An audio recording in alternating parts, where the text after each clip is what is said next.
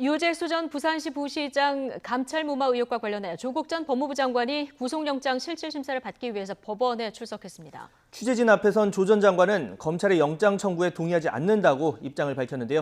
현장 중계차 나가 있는 취재기자 연결하겠습니다. 김대겸 기자. 네, 서울 동부지방법원에 나와 있습니다. 네. 조국 전 장관이 앞서 법원에 나올 때 반대하는 사람, 찬성하는 사람들 목소리가 너무 커서 이제 조국 전 장관 목소리가 들리지 않을 정도였는데요. 지금 현장 분위기는 어떻습니까? 네, 우선 제가 지금 있는 곳은 서울 동부지방법원 바로 앞입니다.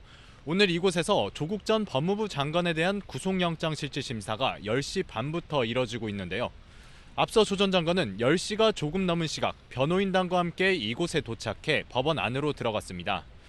오늘 영장심사 과정에서 많은 분이 관심을 가지셨던 부분이 바로 조 전 장관이 포토라인에 서서 입장 표명을 할지 여부였는데요.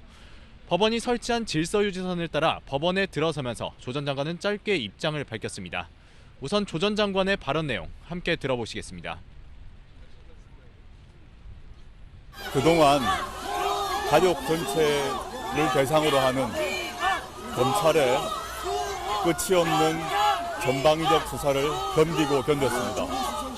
혹독한 시간이었습니다. 저는 검찰의 영장 신청 내용에 동의하지 못합니다. 오늘 법정에서 판사님께 소상히 말씀드리겠습니다. 네, 우선 조 전 장관의 입장을 정리해보면 검찰의 영장 내용에 동의할 수 없고 철저히 법리에 기초한 판단이 있기를 재판부에 기대해야 한다는 내용이었습니다. 다만 유재수 전 부시장 감찰 무마를 지시했는지 직권남용 혐의를 부인하는지 묻는 질문에는 답하지 않았습니다. 현재 영장심사가 계속 진행되고 있는데요. 결과는 오늘 밤 늦게나 내일 새벽에 나올 것으로 보입니다. 오늘 법원 밖에서도 조 전 장관에 대한 구속을 촉구하는 집회와 반대하는 집회가 두 갈래로 나눠져 진행됩니다. 한쪽에서는 조 전 장관에 대한 영장을 기각해야 하고 이를 넘어 검찰 개혁까지 이뤄져야 한다, 이런 주장이 나오고 있고요. 반대쪽에서는 조 전 장관에 대해 구속영장이 발부돼야 한다는 입장을 내고 있어서 충돌이 일어나지 않을까 우려되는 상황입니다. 네, 그러면 이 조 전 장관의 혐의와 함께 오늘 영장심사에서의 핵심 쟁점도 짚어볼까요? 네, 우선 조 전 장관은 유재수 전 부산시 경제부시장의 비위를 감찰 과정에서 상당 부분 파악하고도 감찰을 무마한 의혹을 받고 있습니다. 앞서 유재수 전 부시장은 금융위원회 국장 근무 당시 금융업계 관계자 4명에게서 4,950만 원, 즉 5천만 원 상당의 금품과 이익을 받은 혐의로 구속됐는데요. 검찰은 유 전 부시장에 대해 구속영장을 청구하면서 조 전 장관이 유 전 부시장의 중대 비위 상당 부분을 확인했거나 확인 가능했을 거라고 밝혔습니다.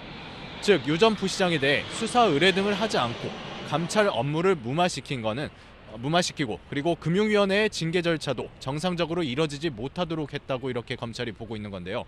검찰은 조 전 장관에 대해 직권남용 혐의를 적용해 구속영장을 청구했습니다. 이에 대해 조 전 장관은 감찰 중단 결정의 최종 책임은 자신에게 있지만 당시 강제 수사 권한이 없었고 유 전 부시장이 감찰에 제대로 응하지 않은 상황에서 비위 혐의가 경미하다고 보고 인사조치선에서 마무리했다는 입장을 내놨습니다. 즉 법적 책임이 아닌 정무적 판단에 따른 책임만 지면 된다는 뜻으로 풀이됩니다. 따라서 오늘 영장심사에서 조 전 장관이 유 전 부시장의 비위를 얼마나 알고 있었는지가 핵심 쟁점이 될 전망입니다. 조 전 장관이 중대비위 사실을 파악하고도 수사 의뢰 등을 하지 않았다면 감찰 중단의 정당성에 문제가 생기기 때문에 이 부분에서 검찰과 조 전 장관 측의 치열한 공방이 예상됩니다. 오늘 영장심사 결과에 따라 감찰 무마 의혹과 관련해 청와대 윗선에서의 개입이 있었는지 검찰 수사의 속도가 붙을 수도 있고요. 구속이 기각될 경우에는 검찰이 무리한 수사를 했다는 비판이 있을 수 있어 서울중앙지검에서 진행 중인 가족비리 의혹 사건과 그리고 김기현 전 울산시장과 관련된 수사에까지 영향을 미칠 수 있다는 전망도 나오고 있습니다. 지금까지 서울 동부지방법원에서 전해드렸습니다.